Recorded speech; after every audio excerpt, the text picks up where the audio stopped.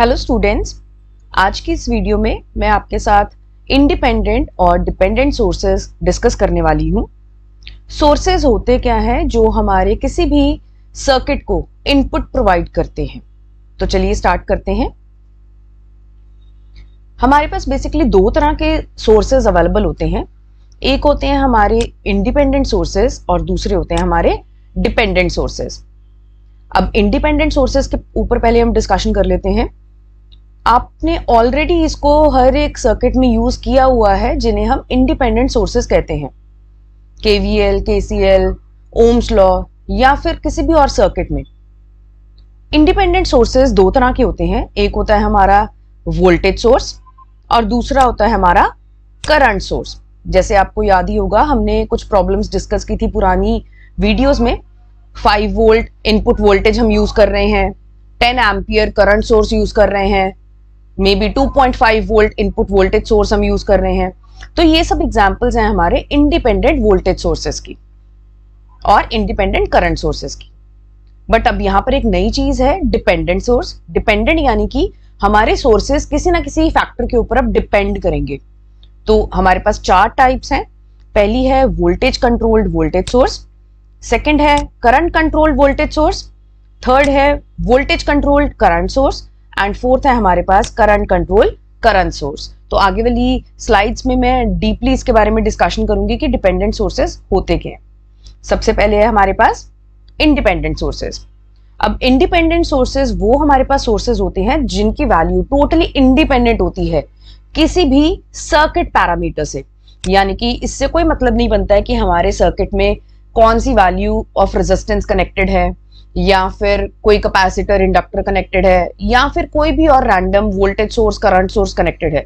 इससे हमारे सोर्स की वैल्यू के ऊपर कोई भी फर्क नहीं पड़ेगा, उसकी वैल्यू उतनी ही रहेगी। जैसे अगर 5 वोल्ट का सोर्स है मेरे पास, तो वो हमेशा ही 5 वोल्ट ही सप्लाई करेगा। अब सबसे पहले इंडिपेंडेंट वोल्टेज सोर्स, आपने ये देखा ही होगा, हम पॉजिटिव नेगेटिव इस तरह से रिप्रेजेंट करते हैं, या फिर समटाइम्स हम इस तरह से सर्कुलर शेप में भी शो कर देते हैं। अगर आपके पास पॉजिटिव नेगेटिव यहां पर मेंशन्ड है तो ये हो गया हमारा वोल्टेज सोर्स। ठीक है, तो ये हमारे दोनों डायग्राम्स जो हैं, दोनों ही इमेजेस जो हैं, वो इंडिपेंडेंट वोल्टेज सोर्स को रिप्रेजेंट करेगी हमारे किसी भी सर्किट डायग्राम में। सिमिलरली अगर हम करंट सोर्स की बात करते हैं, देखिए यहाँ पर शेप फिर से हमारे पास वही है, सर्कुलर एरो यहाँ पर बीच में आ गया और हम इसको क्या बोलेंगे, current source. But circular shape होने की वजह से ये बनेंगे हमारे independent voltage and current source, जो कि टोटली इंडिपेंडेंट है हमारे किसी भी सर्किट पैरामीटर से। ऑन द अदर हैंड अगर हम डिपेंडेंट सोर्स की बात करते हैं तो सबसे पहले हम इसकी डेफिनेशन देख लेते हैं। इफ द आउट करंट और voltage depends on circuit parameters. अब देखो यहां पर हमारी जो करंट और वोल्टेज की वैल्यू होगी सोर्स की, वो किसी ना किसी सर्किट पैरामीटर के ऊपर डिपेंड करेगी, उसे हम क्या कह देंगे, डिपेंडेंट सोर्स। अब हमारे पास 4 तरह के डिफरेंट डिपेंडेंट सोर्सेज अवेलेबल होते हैं। Voltage controlled voltage source, voltage controlled current source, current control voltage source और करंट कंट्रोल करंट सोर्स। यानी कि क्या चीज मेरे सोर्स को कंट्रोल कर रही है, इसके ऊपर अब सब कुछ डिपेंड करता है। अभी मैंने प्रीवियस स्लाइड में आपको इंडिपेंडेंट सोर्सेज के बारे में बताया था। एक था हमारे पास वोल्टेज सोर्स, एक था हमारे पास करंट सोर्स। अब यहां पर भी एग्जैक्टली सेम ही चीज होगी डिपेंडेंट सोर्सेज में। ये इजी वे है इसको याद रखने का। एक हो गया हमारे पास वोल्टेज सोर्स, एक हो गया हमारे पास करंट सोर्स। अब अगर मेरे वोल्टेज सोर्स को वोल्टेज कंट्रोल कर रही है तो ये क्या बन गया, वोल्टेज कंट्रोल्ड वोल्टेज सोर्स। अगर मेरे वोल्टेज सोर्स को करंट कंट्रोल कर रहा है, आई रिपीट, अगर मेरे वोल्टेज सोर्स को करंट कंट्रोल कर रहा है तो क्या हो गया, current control voltage source. Similarly अगर मेरे करंट सोर्स को वोल्टेज कंट्रोल कर रहा है तो क्या बनेगा, वोल्टेज कंट्रोल करंट सोर्स। और अगर हमारे जो करंट सोर्स को करंट ही कंट्रोल कर रहा है तो क्या बनेगा हमारा, करंट कंट्रोल करंट सोर्स। इस तरह से हम इसको 4 कैटेगरीज में डिवाइड कर सकते हैं। अब वेरी इंपॉर्टेंट थिंग, हम डिस्टिंग्विश कैसे करेंगे कि हमारे एक सर्किट में डिपेंडेंट सोर्स अवेलेबल है या फिर इंडिपेंडेंट सोर्स अवेलेबल है। तो आप इसकी अब शेप देखिए, ये सारी की सारी जो हमारी डिपेंडेंट सोर्सेस की शेप है वो डायमंड शेप है। तो सबसे पहले तो आप विजुअलाइजेशन से ही डिफरेंशिएट कर सकते हो कि हमारे पास डिपेंडेंट सोर्स अवेलेबल है सर्किट में या फिर इंडिपेंडेंट सोर्स अवेलेबल है।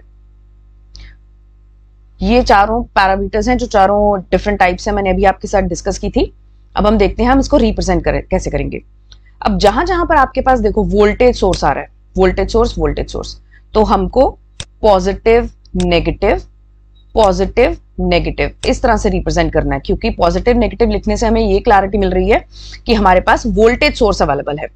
अब अगर मेरा वोल्टेज कंट्रोल करता है वोल्टेज सोर्स को, तो देखिए इसकी वैल्यू क्या बनेगी, V is equal to AV VC।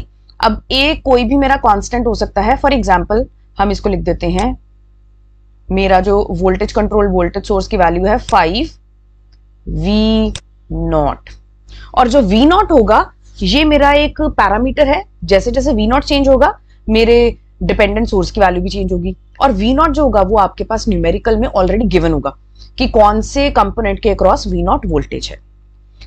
Secondly, current control voltage source है, तो ये वोल्टेज सोर्स ही बट उसको करंट कंट्रोल कर रहा है, तो वोल्टेज सोर्स होने की वजह से हमें यहाँ पर पॉजिटिव नेगेटिव लिखना पड़ेगा, और करंट इसको कंट्रोल कर रहा है, यानी कि मेरे पूरे सर्किट में से कोई ना कोई ऐसा करंट जो ऑलरेडी मेंशन होगा वहां पे वो उसको कंट्रोल करेगा।